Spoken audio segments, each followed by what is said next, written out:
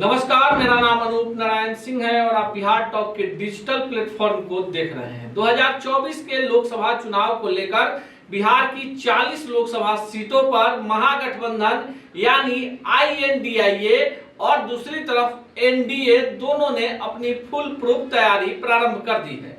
लेकिन जो सबसे बड़ी बात दोनों गठबंधनों के लिए बड़ी मुसीबत बनकर आने वाली है, ये मुसीबत है उन प्रत्याशियों को लेकर जो गठबंधन की स्थिति में इस बार लोकसभा का चुनाव नहीं लड़ पाएंगे। ऐसे में वो प्रत्याशी कहां जाएंगे?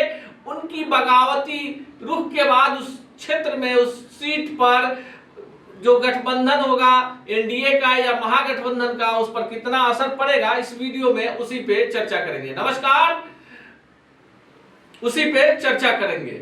आज आपको सबसे पहले बता दें कि जो 2019 का लोकसभा चुनाव हुआ था उसमें बिहार की 40 सीटों में से 39 सीटें एनडीए ने जीती थी। उस समय जदयू एनडीए का हिस्सा थी और साथ ही साथ लोजपा एकीकृत, जिसके नेता रामविलास पासवान थे, वो भी एनडीए में शामिल थी।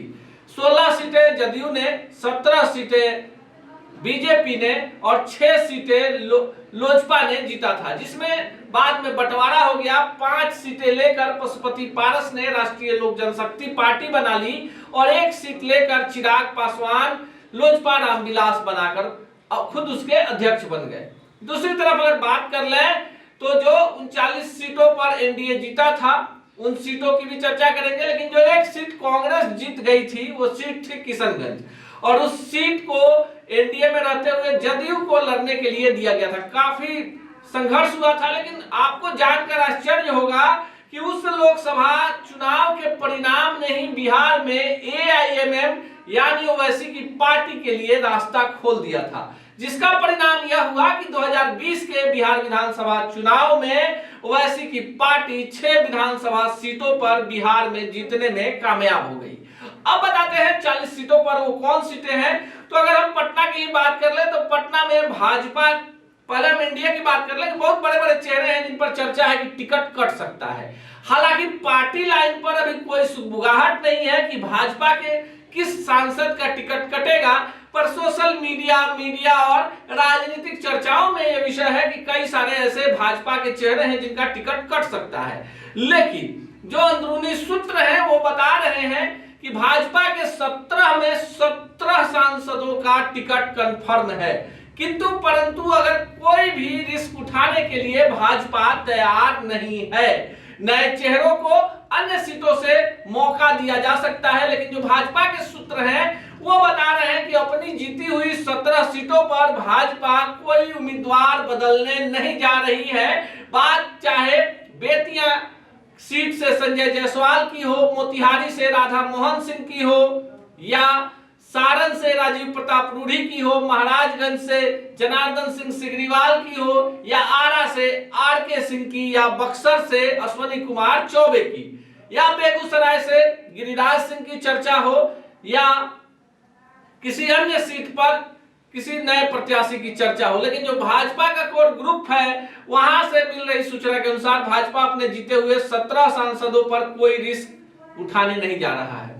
हालांकि भाजपा 30 सीटों पर चुनाव लड़ेगी और प्रत्याशियों के चयन में पसीने छूटने हैं, क्योंकि जो प्रत्याशी पिछली बार जदयू से गठबंधन होने के बाद चुनाव नहीं लड़ पाए थे, उन लोगों ने दूसरी पार्टियों का रुख कर लिया। विधानसभा चुनाव में जिन लोगों को जदयू के कारण भाजपा से विधानसभा का टिकट नहीं मिला, वो चिराग पासवान के पार्टी से चुनाव लड़ गए और चिराग पासवान ने उन्हीं सीटों का चयन किया जहां से जदयू चुनाव लड़ रही थी। यानी भाजपा के खिलाफ चिराग पासवान ने उम्मीदवार नहीं उतारा था। लेकिन लोकसभा में परिस्थितियां विकट हैं। अगर बात INDIA की करें तो उसमें कई सारे दल हैं, राजद है, जदयू है, कांग्रेस है और वाम दल है।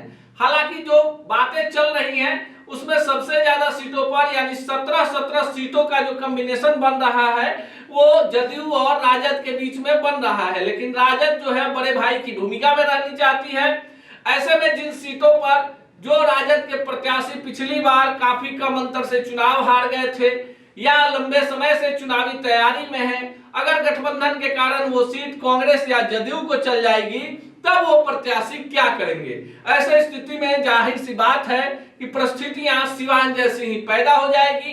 सिवान में जो बड़े चेहरे हैं वो तमाम चेहरे INDIA में हैं। सिवान में सांसद कविता सिंह जदयू की हैं।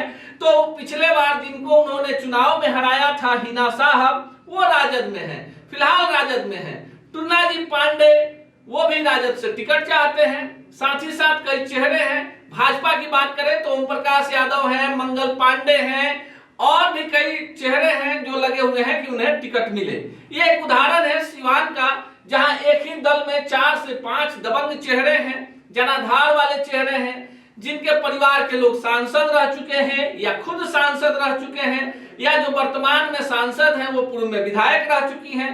ऐसे में अपने राजनीतिक महत्वाकांक्षा के लिए बिहार के 40 सीटों पर INDIA और NDA दोनों को प्रत्याशियों के चयन में पसीने छूटेंगे, ये लाजमी है। साथ ही साथ बगावत के स्वर प्रबल नहीं हो, इसलिए किसी भी तरह की इंतु किंतु चर्चा पर दोनों गठबंधनों ने विराम लगा रखा है।